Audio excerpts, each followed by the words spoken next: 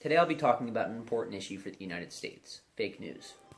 A rising issue, ignited especially by the hectic campaign season and its aftermath, is the spread of blatantly false news articles with ridiculous headlines like "Drunk Hillary beats the crap out of Bill Clinton on electoral night loss," and "Donald Trump announced his new cabinet position.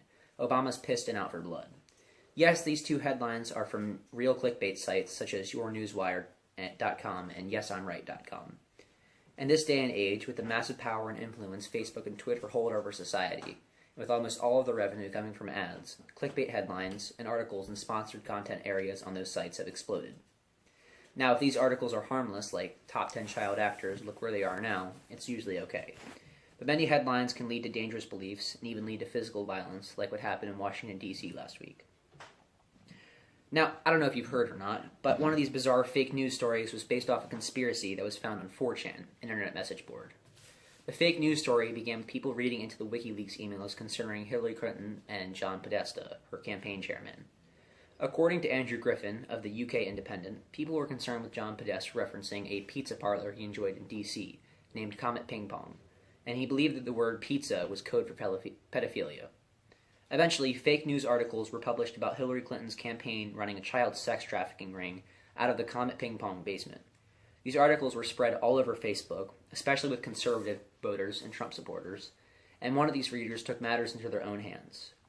Abigail Abrams, reporter for Time magazine, wrote that Edgar Welch of North Carolina drove up to Washington, D.C., carried an AR-15 into the Comet Ping Pong, fired the gun into the floor twice, and demanded to investigate the restaurant and see the alleged sex brothel. Thankfully, he was quickly apprehended by police officers, and nobody was hurt, but things could have ended up much worse. This trend of blatantly fake news isn't going to stop anytime soon, especially with the election of President Trump. President-elect Trump, according to Newsweek, has ushered in a post-truth era.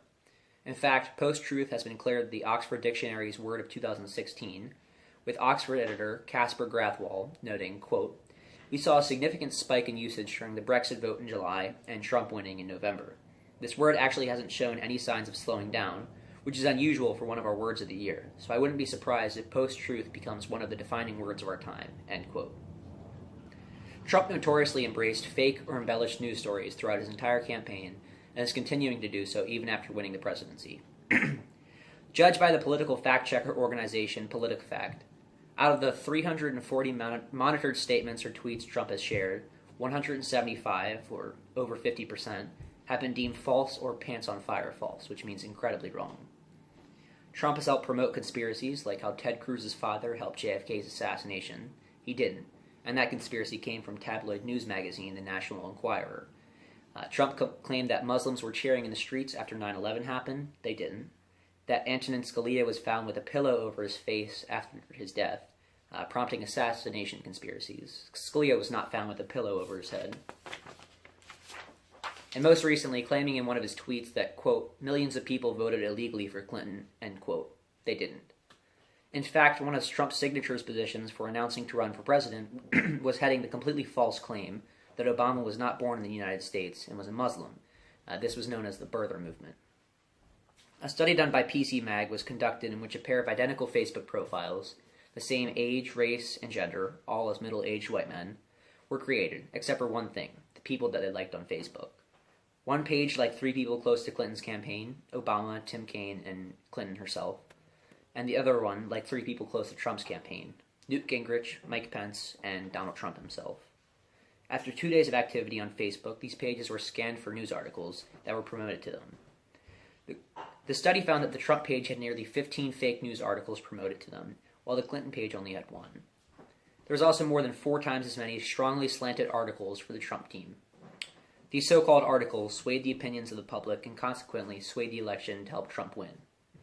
If fake news is to be stopped, Facebook and Twitter must be proactive in identifying spam or false articles and remove them from their advertisements. We also need to hold Trump to a higher account of truth in which he remains truthful and doesn't share slander. We need to educate people how to responsibly consume news and teach people how to identify what is fact and what is wrong. Well, that's all, folks. This is Colin Fox signing off for my final mass media blog. Thank you for a great class.